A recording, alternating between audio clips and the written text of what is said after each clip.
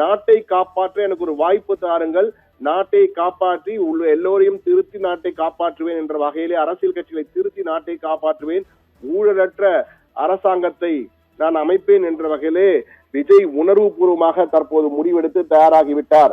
எனவே அவருடைய அந்த சூறாவளி சுற்றுப்பயணம் தொடர்பான அறிவிப்புகள் இன்னும் ஒரு வாரத்திற்குள்ளாக வரும்.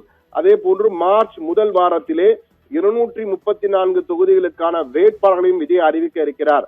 அதற்காக ஏதேனும் ஒரு மாநாடு போன்ற ஒரு அமைப்பினை ஏற்படுத்தி அந்த இடத்திலே அவர் அறிவிக்க இருக்கிறார்.